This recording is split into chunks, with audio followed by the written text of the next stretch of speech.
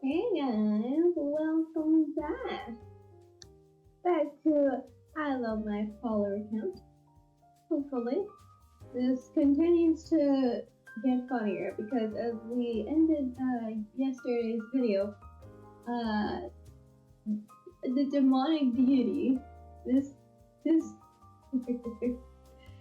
guy has turned into a human and pretended he's gay for a bit. It's been funny. I bet it's been hilarious. Okay, so I believe I already changed it. I already chose my stuff. You were there for. You were there for, of course. You can stay here again. We should have ended here. Weekend activities, but I forgot. Okay, talk to here. Socialize with the other gods. Let's see. The heavens smell like dogs and gods. Not today. You decided time to leave. Oh, okay. That was short-lived. Pretend to date.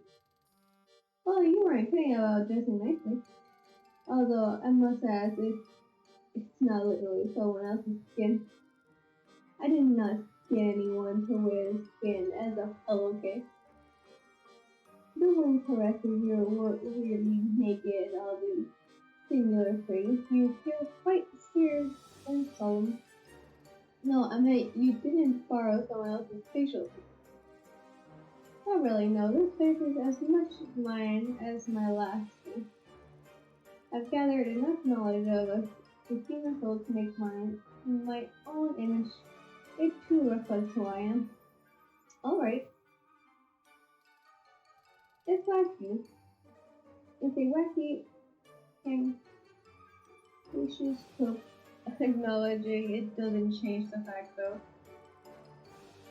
You seem pretty upset about dating me. You know, I could get offended.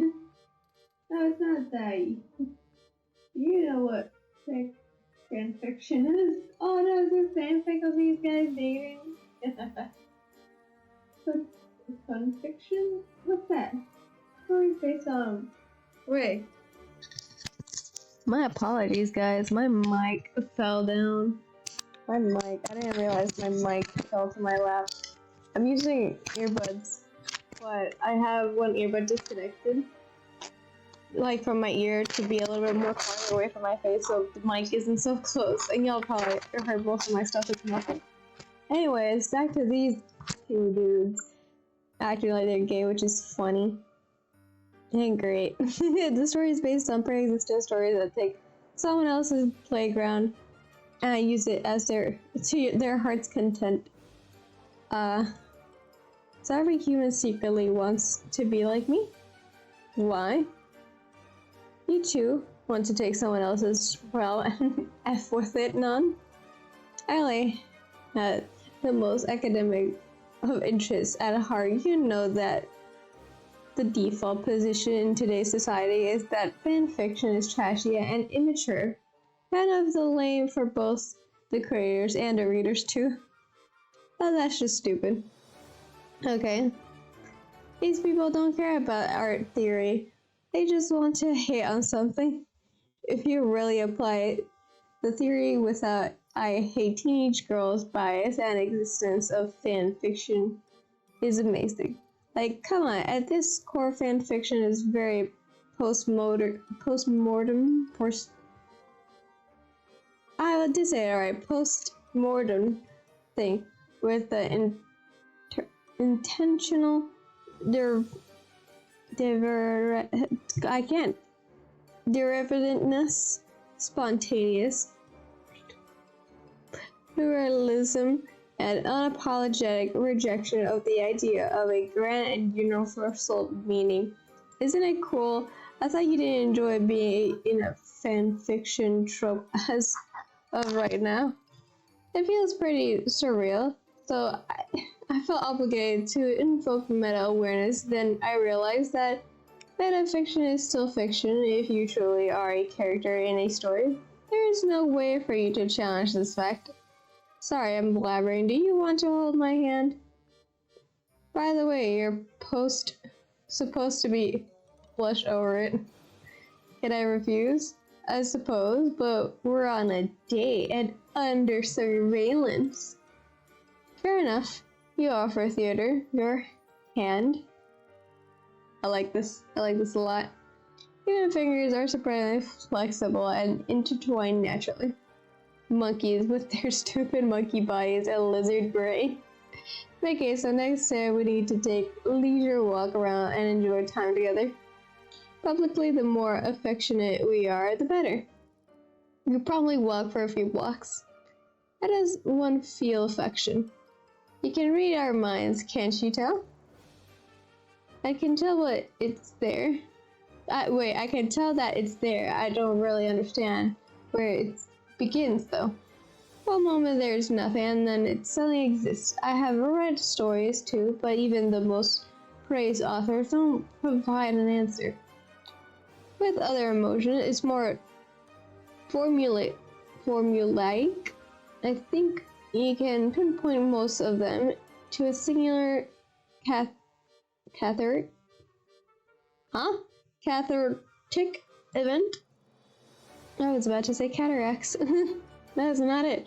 If someone wrongs you, you feel hatred. If someone does something nice to you, you feel gratitude.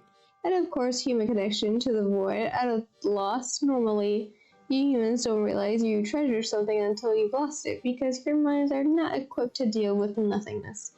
So what makes you something aware of love? Sometimes aware of love. Peter suddenly stops and looks at you.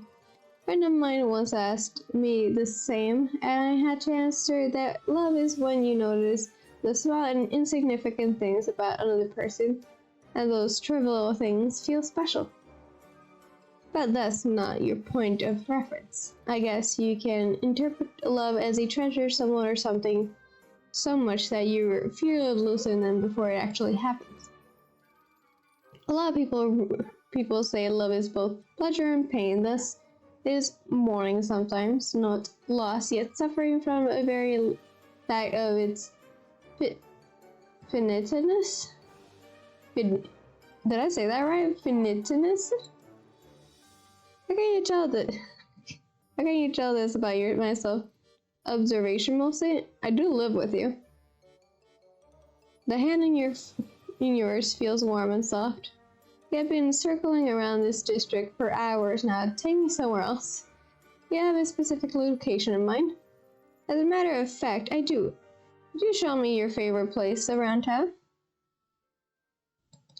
Weekend routine. Ooh. Okay. Soul navigation. And the abyss. Continuing on. Weekend activities. Let's post on social media. Sometimes even you can't believe it works. But it does. Okay. Week 14. Not having much to do, you decide to mediate and connect to the abyss. See what other of your kin have to say. The abyss sends you a message. And message is, lol, kitty. You swear to yourself that's not a single living soul can learn. Website. I've decided that. I need a website for my church. What? No show of enthusiasm. It's a lovely idea, but is this economy? Do you know how much software engineers cost? I miss my scholarship days. I was paid a shitload just to attend classes, and I live like a king. I live like a moderate wealthy junior. Fine. You need to figure out how to make imaginary numbers one day. Kitty, become human.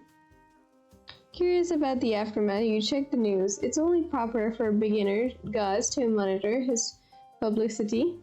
So you think. 10 deities you didn't know were queer. Oh no, how dare these mortals put you at number 9, he hisses in displeasure. But, wait. What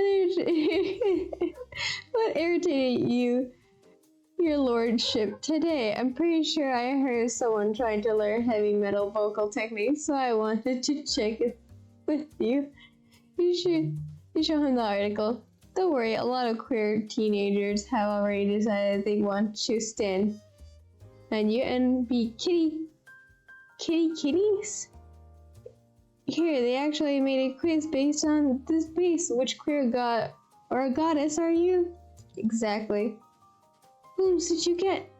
ashamed to tell but Apollo apparently thinking about the Roman Empire often makes me one qualified. Isn't he originally Greek? Yes, but the Romans didn't have their own alternative, so they imported Apollo as is. Damn, his love life he just stood up. You click on the test. It asks you pointless questions about which songs of the repertoire of musicians you would have never heard of in your favorites. Is your favorite? I am literally me. You hiss again. Stupid test. Yes, this sounds pretty unsettling, not going to lie. I've never known that human vocal cords can produce such a thing. But by the way, why aren't you reverting back to your usual attire? That's what I'm thinking. Just like, why are you still Catman? Go back to cool looking cat. I don't know. This one also me. And it feels pretty comfortable. Touching fabric is, in a way, less unpleasant for once, so I might as well stick with it. Aw, but demon kitty. It feels right. Probably more for some BS divine order reason. It is because of divine order. Blech. Go back. Revert the divine order. Revert the divine order. I can't revert the divine order. Can I revert this one? No. No! Kitty! Okay, arts and culture, let's go. Awesome. Weekend activities. I'll socialize with the gods in this forest. Shouldn't you be my subordinate, a barely clothed goddess asks you, the goddess of love surrounded by flowers, petals, and are those swords? To inquire about the swords, she tells you not to dig into her shameful past. The Frog Prince. The door rings today. It's been an uneventful month, so you hope it's a new follower. Hello, I am here to pray. Wait, that froggy? Wow, jackpot.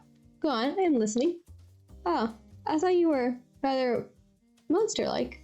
Don't assume things about thy deities. She looks kind of scary. So you immediately back down. And here I thought it would make me look more approachable. So, how can this singular, humble, eldritch god help you today? Observe the frog in her hands. I had praised his friend, she might enjoy the meat, but I would ask you to refrain from such offerings next time. Oh, no, that's not an offering. Isn't my ex. Here's the offer. Huh? You turned your ex into a frog? How? Her actual offering appears to be a piece of fabric. Upon closer examination, you identify it as preschooler-sized white dress. It tastes bitter and low-key spoiled.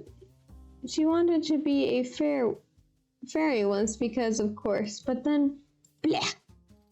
Is it bad? I'm sorry, I've heard you like sentimental pieces. Yes, I do. Yours is just spoiled with bad associations. What happened? Did your fairy steal your firstborn? Kind of. So, is this an insufficient offering? You sigh. I would really prefer something else. For example, that acrylic charm attached to your phone. Yes, actually, give me the case as well. But it's a limited edition. You came here to ask for a divine maker, and yet you can't spare a trinket. I'm generous, but I'm not cheap, you know? Right. Reluctantly, she gives you what you asked for. Oh yes, much better. The memories of our first convention are bubbly and fizzy, most notably joyous. They're shining bright like twin charms, purchased with the sole intention of being exchanged. A ritual of sorts, she and her best friend are dressed in impractical costumes of fictional space, blood sacrifice and emperor worship troops. So, what's your request? I'm sorry for trying to trick you. So see, I do have a grudge against fairies now. It was cheat of me trying to give you that dress as an offering.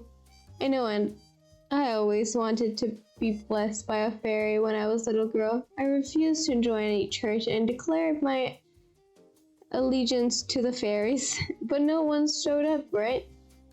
That was until I met my boyfriend. Well, my ex-boyfriend, I guess. And here I was under the impression that your kind doesn't approve of a relationship with non-essential species. No, that's not a frog. You see, we started dating like in high school. It was my first relationship, and every girl told me men are trouble, and I should keep my eye on my future Biao. Not allow him to go fishing without supervision, and that his sport friends are going to suck. Stuff like that. I'm not sure I'm following, but go on. Well, I thought it was normal, not to feel much about the boy. So when Dave confessed to me, I agreed. I didn't feel any butterflies, but he was nice enough. My parents liked him fine, and he never made mean jokes about me or my friends. We moved together to another city, started finishing college, planned to marry and stuff. He never complained when I asked him not to go to any parties without me. I thought we were doing fine, without any magical intervention or help. We were doing fine until a month ago. I found out that he was liking other girls' photos online, chatting with them, watching movies together online. Is that an issue? I don't know anymore, but I got pretty pissed. Like, everyone told me it was unacceptable, so I shouted at him, and everything, even broke some tableware. I can relate. I can very strongly relate. Strongly. And then for the first hecking time, a fairy godmother made her entrance. Told me I was doing perfectly fine in life, though she never felt the need to interfere. Said it was my Prince Charming was having fun unprincely towards me. It was a job for her. Cursed him into a frog. What's the condition? Every curse has a lifting condition. The true love kiss, of course. Makes sense, right? So it didn't work? As you can see, no, it didn't. Semantic, probably, but should the love be mutual, or I don't know. I don't know whether he loved me or if I was just convenient. Why do you care? He's not your prince. The charm didn't work well. Some other princess will lift the curse in your stead. I don't know, maybe he deserved it, but will he be okay even if he cheated on me? I still don't know him to be eaten by your French friend or something. Likes his priest status more than his friend status. But speaking about froggy problems, some other gods, well, the fairies are like clerks for them, so it would be rude of me to interfere and step on other deities' toes. What I can do for you is help you get over the dude. You can? Sure. You feel wrong and you fully deserve to embrace that. You smile at her, whisper to her consciousness. There's no need for you to feel guilty. Better? Oh. Yes, kind of. Like I feel justified? You'll find someone else more deserving, okay? You stand in the doorway and watch her through the unfortunate frog away with a smile. That's your girl. I connected to that girl so strongly. Y'all do not understand. Okay, continue on. Humanities. And we're back all together. See that? 20. Now this should, hopefully for the love of God, this should be all. First rule of economics, you can't eat paper. Well, you can, but humans generally can't. Every god needs followers. If no one prays to you, you might as well not exist. Okay, I'm not gonna continue anymore. I don't want this video to be too long. I'm gonna continue making these videos shorter. Anyways, this was, I guess, an episode about Frog Prince and acting like you're gay for a while, and I loved it. Frog problems and gay people problems, wonderful. Anywho, hope you guys enjoyed this video, and I hope you guys have a lovely day or night. Bye bye.